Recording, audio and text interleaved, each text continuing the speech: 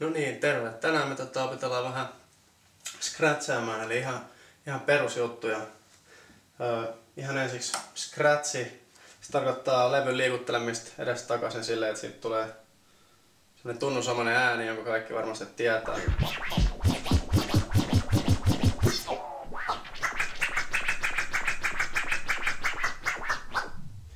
Ja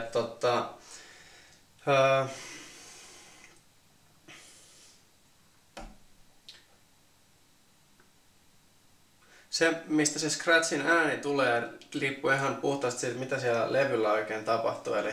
Eli toisin kuunnellaan tästä vähän nyt erilaisia ääniä, millä ne kuulostaa scratchattuna.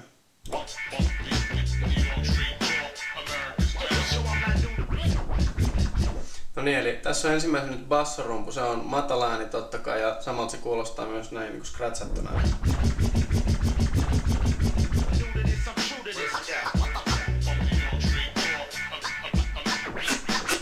Tässä on taas snare eli virveli ja se on huomattavasti korkeampi, tunnusamainen tuollainen mäjähdysmäinen.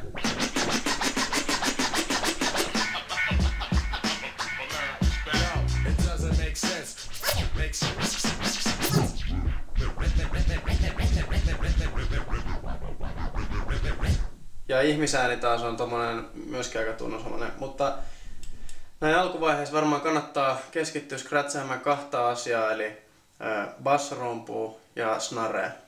Ja aloitetaan vaikka snarella sen takia, että se on oikeasti helpoin kuulla, miten se sen ääni niinku kehittyy.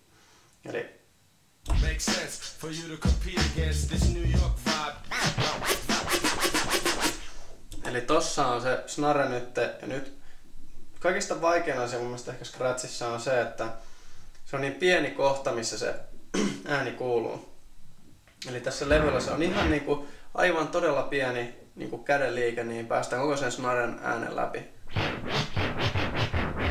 Eli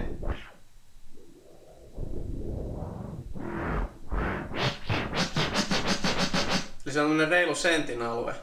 Ja sen takia pitää olla tosi tarkkana, että jotta se osuu iskulle se snare tai mikä onkaan se scratchi, niin se pitää osua just oikeaan aikaan, just oikeaan kohtaan. Ja tästä tulee vielä tärkeämpää silloin, kun käytetään tätä crossfaderia, eli ruvetaan leikkaamaan. Eli demonstroin tässä. Niin.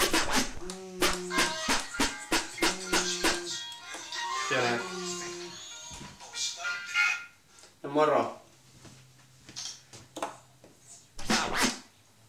Eli tosiaan, sitten kun ollaan opittu vähän scratchaamaan, niin sitten tätä ääntä pitäisi ruveta leikkaamaan. Ja niin kuin huomaatte, niin se ei välttämättä aina osu siihen niin kuin iskulle. Eli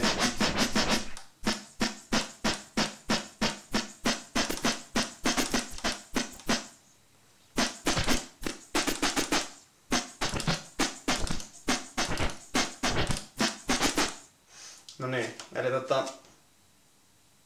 eka juttu, jos unohdetaan tää faderi nyt niinku aluksi.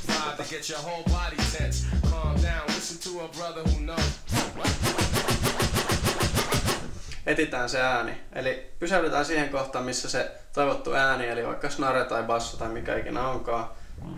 Sitten etitään, missä se alkaa se ääni, ja sitten sitä ruvetaan liikuttelemaan ripeästi, mutta rauhallisesti kuitenkin edestakaisin.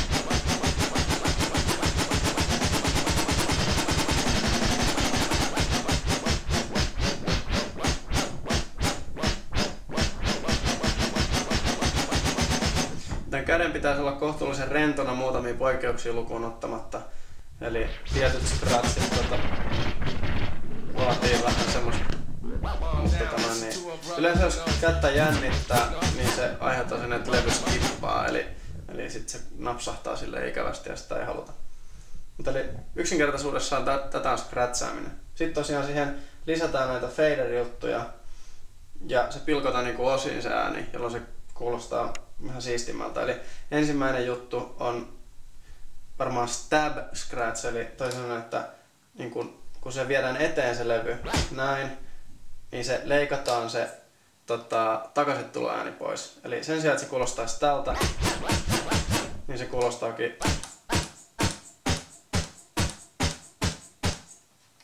Ja no tää ei itsessään kuulosta hirveän siistiltä, mutta No kuunnellaan vähän miltä nämä scratchit kuulostaa musiikin päällä.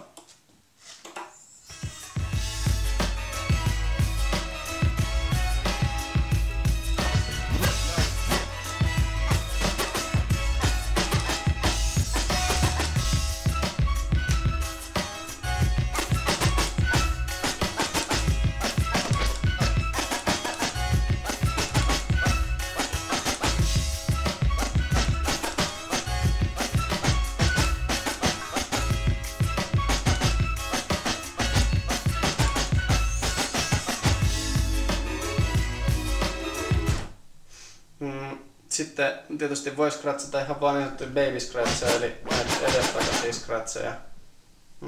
Pidemmän päälle se kuulostaa vähän tylsältä, mutta kuunnellaan sitä nyt vähän musiikin päällä.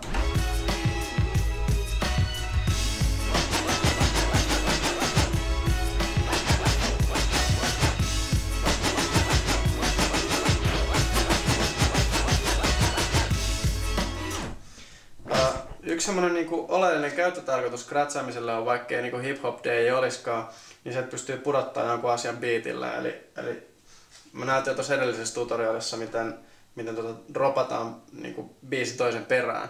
Niin käytännössä sehän on scratchaamista. Eli laitetaan tästä biisi soimaan. Otetaan tästä basari tästä toisesta biisistä.